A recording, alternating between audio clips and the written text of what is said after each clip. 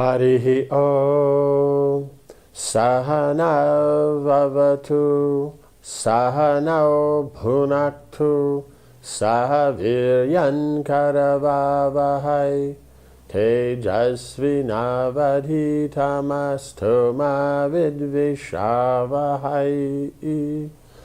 Om Shanti Shanti Shanti. Om Jaya Shri Krishna Chaitanya Prabhu Nityananda Shri Advaita Gadadhara Srivasadi Gaura Bhakta Vrinda. Hare Krishna Krishna Krishna Hare Hare, Hare Rama Rama Rama Hare Hare. Jai. So now Krishna's come to Indraprastha and met with Yudhishthira, and then so many great sages in that had come, and then Narad Muni comes, and then he talks about different things and all that. And then it's decided that Krishna, how you say, will, he and Bhima and Arjuna will go and fight with Jarasandha. Right? So we've seen that Narad came to Yudhishthira in Indraprastha, Narad came to Krishna in Dwarka. Now Krishna is with Yudhishthira in Indraprastha. And then it's being discussed. So Yudhishthira in the beginning was not appreciating the idea because he was thinking it's too dangerous for everybody. But when he saw that Krishna's focused on this, and Krishna being the Supreme Lord, then what can be the problem? So, yeah. So then Yudhishthira assented to Krishna's desire. Seeing your mind set upon this purpose, O Keshava, I consider Jarasandha already killed, and all the imprisoned kings released. You will certainly lead Bhima and Arjuna to victory over that evil monarch. O Krishna, what cannot be accomplished by one who has you as his guide? The three heroes decided to set off immediately. They dressed themselves as Snatakas, students just finishing their education and seeking charity. So the Snatakas, that means they finished in the Gurukul training. Then they may go out and travel, go to holy places. There's some further specific specialized education they wanted to learn that wasn't, let's say, taught in their particular school. They go to another school because they already have the foundation and everything from their school. And so then, so they'll go and naturally, because they're traveling, they'll be begging and all that. Snataka means one who's been bathed, so that means they're actually a graduate, because in the ceremony, then they're sprinkled with water, and so then, so then it becomes a very good thing, because if they were just as brahmacharis, then the problem is why aren't you in your ashram? But if they're snatakas, that means they've graduated. Now they're free to move around until they finish their education. Then they'll generally go back to their home and settle. So a Naistika brahmachari wouldn't graduate. They just stay lifelong brahmachari. So the Upakurvana brahmachari, they graduate, and then they become snatakas. And then generally it's just time they get themselves established and get themselves married and carry on life like that. Leaving Indraprastha, they resembled the sun, moon, and fire god joined together. Their wrath towards Jarasandha inflamed, their bodies appeared to blaze. Because he's just behaving badly, Jarasandha. When the people saw the three of them resolutely heading out, they considered Jarasandha already killed. They traveled east for many days. At last they came to the Gaurata hill, from where they could see Jarasandha's capital, Girivraja. Sitting amidst forest land, the city was beautiful with its lakes, grazing cattle, fine mansions and palaces shone from the city center, and 5 large hills covered with blossoming trees surrounded it. So they had all these nice, hills around, so it's kind of sitting in a nice valley, but it's not completely closed, so if it rains, the water can go out and everything like that. And so then it has plenty of space around it for the cows to graze and everything. Because in the Vedic sense, you have a city, that depending on the size of the city, that much land outside is to be left empty for grazing, farming, and all these different things like that. So there's never such a thing as that the city goes, if they want to make it bigger, they have to put more land. So if it's a small city, or a small town, it has a small amount of land, enough for that town and everything, for them to grow everything and to take care of the cows.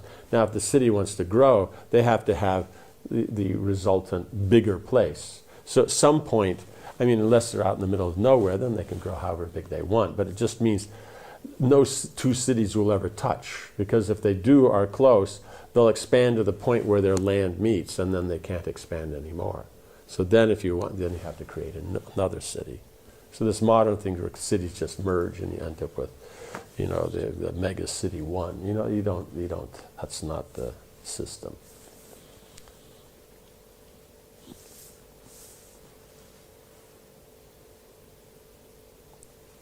Krishna told the two Pandavas that Manu, the father of mankind, had long ago personally developed this region. So that's why it's very special, because Manu would have set it up, and properly according to Vastu and everything. It would be perfect for, managing a sitting in a kingdom. The largest of the 5 hills, Chaityaka, protected the city's main gate. The 3 heroes ascended this hill, began to tear down its peak with their bare hands. That's strong. They hurled boulders and created a landslide. At the foot of the hill was a massive drum made from the skin of a Rakshasa that Jarasandha had slain. Having been struck once, the drum would vibrate for a full month. That's a big drum. And Jarasandha had it continually sounded to warn anyone who even thought of attacking the city. Arjuna and Krishna smashed the drum to pieces. Right? So they're just showing a little bit of, prowess there, just to create the environment, because they want him to accept this one-to-one challenge. Climbing down the hill, they clambered over the wall surrounding the city to gain entrance. Right? They didn't go in through the gate. The guards stood back in surprise as 3 apparent Brahmins made their unusual entrance. Right? If they had walked in the gate, then they're Brahmins. They would have let them come, because Jarasandha also is very respectful towards Brahmins. But we see here is that they climbed over the wall, and so then the guards were okay, but they are Brahmins, so okay,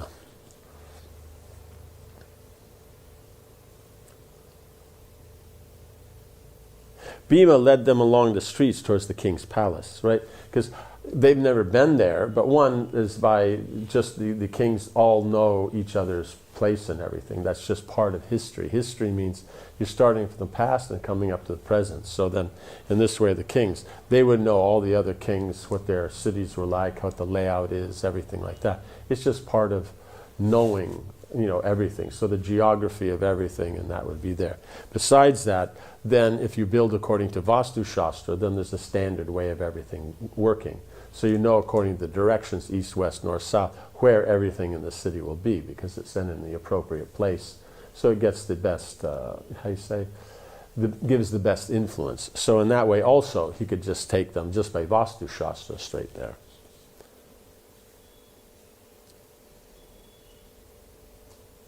They saw numerous attractive, well-stocked shops, and they walked past the flower vendors. As they walked past the flower vendors, they snatched garlands and put them on. They strode into Jarasandha's palace and made their way to the central courtyard, where the king was performing a sacrifice. Right, so you have the thing, then the central courtyard that'll be open. Is generally the court would be held in one of the surrounding buildings or one of the surrounding areas. Courtyard's always to be open, so that's the gardens and everything. And then besides the gardens, you're going to have the aspect that they can perform the yagyas, they can have programs there, everything can be done. Girivraja's Brahmins had been witnessing fearful omens portending calamity, right? So they've been seeing omens that there's something wrong going on. And that, because already, they're making trouble and they're coming there. Thus they had advised the king to fast and perform sacrifice to ward off evil. As Jarasandha sat before the blazing fire, he saw 3 powerful men, dressed as Snatakas and adorned with garlands, approaching him, right? So it doesn't naturally match. Accepting them as Brahmins, he immediately rose to greet them, saying, "You are welcome." Welcome meaning, not welcome meaning, okay, you've done. Welcome meaning, please come, like you're welcome to come. Krishna told the king that his two friends were observing a vow and would not speak until midnight. At that time they would tell him the purpose of their visit. Krishna knew that the king had himself made a vow that he would give to any Brahmin whatever he asked, even if he came at midnight. So they're taking advantage of that. Jarasandha had them quartered in his palace and said he would visit them at midnight. It must also be that there's a particular time there, and it's very good for establishing the fight, so it'll be bad for him, good for them. That night, Jarasandha entered their room and worshipped his three guests with proper ceremonies, offering them gifts of milk-bearing cows. But his guests refused his worship and gifts. Krishna said, "O king, we have come seeking a special kind of charity from you, who are famous for giving the Brahmins whatever they want. For a great man, there is no charity that cannot be given. Even the body may be sacrificed for a proper cause. Therefore, please grant us our request." Right? So just that he presented it like this means, okay, what do they want? Because Brahmins generally you worship, you do the regular standard things, giving them wealth and cows and that. And if they need it, they'll use it, and if they won't, they'll give it to other Brahmins. So, it's just part of the ceremonies. But these wouldn't accept, and they wouldn't accept the worship. And they're talking about that, a proper man, a properly trained or religious man, here like that, someone who's great, then he'll give whatever the Brahmins want, even if it means, that the body needs to be given. So then it'll be said, where are they going with this, right? Jarasandha looked at them closely. With their colorful robes and bright garlands, they did not look like any Brahmins he had ever seen. But as they had come to him in that guise and were asking charity, he could not refuse. He said, "I will give you whatever you may ask. However, you three do not appear to be Brahmins, dressed as you are and decorated with flowers. Your long arms, smeared with fragrant sandalwood paste, resemble tree trunks. Your hands carry scars from a bowstring," right? Because there's a certain way when you're shooting that the bowstring's going to hit and different things like that, and it'll leave calluses and that. Same like also how they carry it on their shoulder, it'll leave a mark. So, just those things, that's one thing. Then, of course, their stature, what their physical strength, the beauty, everything like that. You tore down the peak of the Chaityaka hill, right? Because he has his men watching. They tell him everything. And entered the city as enemies do, right? Avoiding the gate. Even though the guards saw them because they're Brahmins, they didn't bother them. But he's just saying, this is weird. You have also refused my worship. Such behavior befits an enemy, right? Because you don't want to take something from them, then you're obliged. So if you don't take anything, you're not obliged. I think you are Kshatriyas. Tell me honestly, for truth is the ornament even of kings. Right? So Brahmins will tell truth, but even Kshatriyas would tell truth. It's just, it's the appropriate thing for them. Krishna returned the king's icy stare with a smile. Your observations are accurate. We are not Brahmins. Kshatriyas as well as Brahmins may follow the Snataka vow. Right? So that's the whole point, is that anybody who's graduated from Gurukul, so Kshatriyas also are going to Gurukul, if they graduate, they can also follow the Snataka vow. And then once they're married, then they carry on as Kshatriyas. But before that, they would just continue that lifestyle as the Brahmacharya. So they didn't have to. So then he's saying, you're accepting us as Brahmins, but Snatakas can also be Kshatriyas. But when they're living that lifestyle, then they go, they beg, they get charity and all things like that. But once they then go in and accept the Kshatriya lifestyle, they move on from Snataka into the Grihastha, then no longer do they beg and things like that. And you have surmised correctly that we are enemies. Thus we have entered your city violently and declined your worship. We have come to beg from you a duel. Jarasandha was surprised. I do not recall ever having done you any harm, right? Because he's like, okay, you don't seem to be one of the kings that he has in prison or anything. Indeed, I am innocent of any crime, right? Because he does follow, means his Kshatriya dharma and how he runs his kingdom and does everything nicely, but he's not dealing with other kings properly and stuff like that. One who assails an innocent man receives sinful reactions that will send him to hell. I always observe the duties of my order, protecting the people and rendering them no harm. Why then do you see me as an enemy? So he's running his kingdom nicely. Problem is these he's inimical towards Krishna. That means he'll be inimical towards the Pandavas. That means he'll be inimical towards God consciousness. So even though he runs his kingdom nicely, the difficulty comes is that his people won't become God conscious. Materially they'll prosper, but they won't be God conscious. So you see, that's the difference. In Indraprastha, they're materially prosperous, but they're God conscious. So now they're actually using the human life properly. Angry, Krishna replied, "We represent one who desires to uphold the dignity of a royal line and establish religion throughout the world.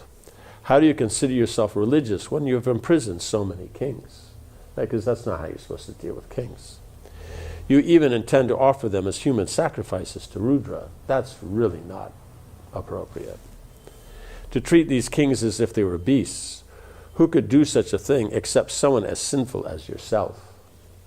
You will certainly reap the results of your sinful acts, for the law of karma is infallible. Although you consider yourself without an equal, we will soon crush your pride. We wish to free the captive kings. Know me to be Krishna, and these two to be Bhima and Arjuna. Follow now your kshatriya duty and fight with us today. Either free the kings or go to Yama's abode." Right? So now it's been presented as Kshatriyas would speak. You see, they're very straightforward, they're very honest. Like that, they may have their feelings and they're saying strongly, but it's always controlled so that the other person can now he can answer in this. So it's not a matter of a yelling match or this or that. They're saying the thing, and then Jarasandha can speak and like this. So you see, it's very controlled. Jarasandha laughed. I should have guessed, right? Because he's wondering, who are these guys? He's hearing from the his people, from the soldiers and all that how they came and what they've done. And, they knocked the top off the hill. They've broken the drum. They came over this. They stole flowers from the market. So he's hearing all this, and okay, these are strange Brahmins. And then when he hears this, okay, it's Krishna and Arjuna and Bhima. Okay, now I understand. I should have guessed, right? My old enemy, Krishna, right? Because Krishna, much time before, had killed his son-in-law. Come in disguise to try to kill me after failing so many times, right? But he says, no, Krishna would kill everyone up to him and then let him go, because then he'll come the next year with another army, destroy that whole army. So he's already destroyed 17 Akshahinis of soldiers of Jarasandha. So then it's interesting, but Jarasandha, because of who they are, they think that he was unable to defeat him. But actually Krishna just took it up to there. That's the when you have the demoniac mentality, they can't actually see things as they are. They see things how they're perceiving, how they would deal. What sin have I committed by capturing kings for Shiva's pleasure? I defeated all of them fairly in battle. Therefore, it is my prerogative to do with them whatever I please, right? But no, the point is they're humans, they're kings, you're supposed to deal like that. The idea, I defeated them, I can do what I want. No, that's you can defeat them and either, establish them as the kings and say they have to pay tribute, or, that someone else has to be king, or things like that, but you don't keep them like this. I will not release them out of fear of you or these other two. I will fight, either by placing my troops in battle array or by standing alone against the three of you. Right? So he doesn't mind. He'll come out with his army and fight them, or just alone he'll fight them. Or if you prefer, I will fight whichever one of you most desires death at my hands. So he's willing to fight all three of them at once. But if not, then, just single-handedly. But if not, okay, one-on-one. That's what they wanted. They wanted that. Because the other thing is uncertain. Krishna looked at his two friends. It is your choice, Jarasandha, right? Because any of them would go nicely. It is your choice, Jarasandha. Select any one of us for single combat, and let that settle our dispute. As Krishna had rightly understood, Jarasandha wanted to fight with Bhima. He considered Krishna Arjuna no match for his strength. Only Bhima seemed powerful enough, because he's big, he's strong. And he knows, because being the king, he hears through his people what goes on. So he knows Bhima's position. And that, how they've killed the Rakshasas and all that. So he'll think, okay, he's a match. Arjuna, he's not. And Krishna, he doesn't want to fight with him. Bhima smiled grimly and clenched his fists. He furrowed his brows and glared at Jarasandha. They agreed to meet at sunrise, and the king left to make preparations for the fight. Jarasandha had Brahmins utter auspicious Vedic mantras over him, and he smeared his body with sacred unguents that had been offered to the gods. He then placed his son upon the throne and bound his hair in a tight knot. Right, so, because he's going, because if he wins, okay, then he's there. But if he loses, his son's already established as the king. Removing his royal robes, he donned only a loincloth, right, because they're going to wrestle. So then all the clothes get in the way, because they're just something you can grab and throw them. As the sun rose, he went out of the city along with Bhima, for whom Krishna had performed the propitiatory ceremonies to invoke the gods. Right? He does that, but it's actually Krishna's blessing. The king had 2 massive clubs fetched from his armory. The 2 fighters took hold of the clubs and entered a large roped-off arena just outside the city gates. So they've gone outside to fight. Because inside it'll be, it'll scare people or it'll make a mess and things like that. So you go outside. So those people who would like to watch, they can come out and watch. But those who are not, you're not going to bother. Because if you do it inside, smashing the clubs and that may scare the children, may scare the other people like that.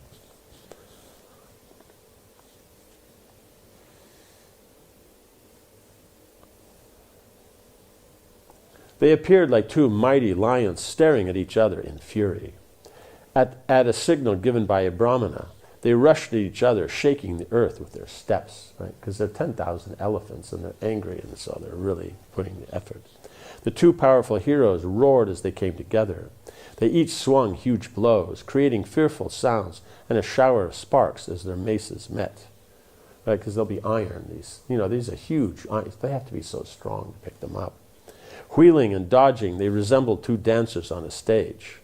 Onlookers were dazzled by their expertise with the club. They smashed one another with all their strength, but neither gave away. Right? So just how they're swinging and that, the moves and all that, and how they dexterously move out of the way, because they're both very expert in this. Generally someone who's very, very strong, club's going to be one of their weapons. Like Bhima, he just uses his fist or uses clubs. He can use all the other. He's great at bow and arrow and everything like that. But it's just that it's preferred because he's so strong, he likes the club. So that's where he'll go out and fight the elephants. Everyone else will fight the charioteers. He fights the elephants because they're also Kshatriyas. But you pick up one elephant, toss him through the air so he lands on another elephant. More fun.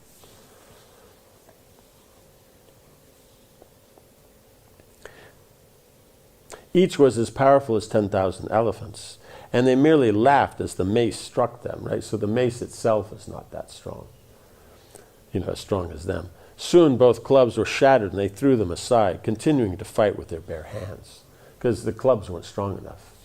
Seized each other's necks and dragged one another around the arena, each looking for an opportunity to throw his opponent down, right? Because in grappling, you're punching, you're fighting, but the thing is, you get the person on the ground. That's when then you have control of them.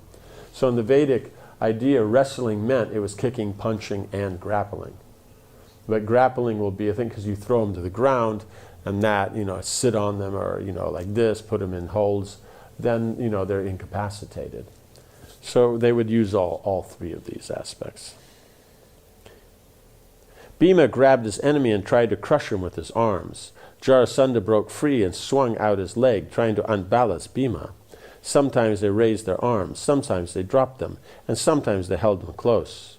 Lifting their fists, they aimed blows at particular parts of their opponent's body, and then suddenly brought them down somewhere else. The arena resounded with their shouts and the sounds of their slaps and punches.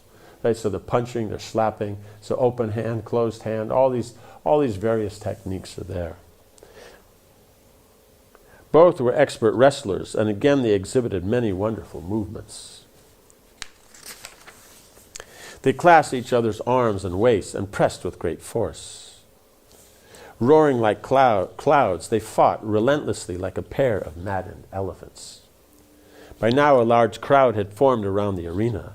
Citizens of every class came to see the fight, and they gasped in astonishment as the 2 men grappled. The sound coming from the arena resembled claps of thunder or a falling cliff. Right, so loud, so sharp the sound. The earth shook violently as they rolled about, locked together. Neither showed any sign of fatigue as the fight continued throughout the day and up until sunset. So they start at sunrise in the morning and go until sunset at night. Like that, because before sunrise, then that's when you're going to get up and do all your religious activities. And then at 6 o'clock, you're ready for work, because generally sunrise, the Kshatriyas would go to the court, until lunch. Then lunch, they'd have their break, and then they spend time with the family, and then 4 o'clock, they go back out, see the troops and everything, and then at sunset, then that's when they would, the end of the working day, you could say. As darkness fell, the fight was stopped until the next morning. Jarasandha invited Bhima and his 2 friends back to his palace and entertained them as honored guests. Even though they were enemies, Jarasandha felt duty-bound to respect them. So that would be the thing, is that during the day, it's your occupation, you're doing that, but at night, then you're dealing with ashram things, right? Because the fighting is going to be a varna thing, means they're Kshatriyas. But the ashram thing, he's a grihasta, they're grihastas, and they're guests at his place, and they're respectable Kshatriyas. And so then you entertain them as you would any guest, like that. So that's the difference in the Vedic kind of thing, is you always deal with an enemy in such a way that he won't feel you're an enemy. But at the same time, as if there is a fight, the fight is done properly. So this ability to appreciate and all that. So then, yes. So we'll stop here, and then we'll see how the fighting continued, right? Went on for 28 days. So how it will continue from this. Om Hare Krishna, Krishna Krishna, Hare Hare, Hare Rama, Rama Rama, Hare Hare. Jai Srila Prabhupada ki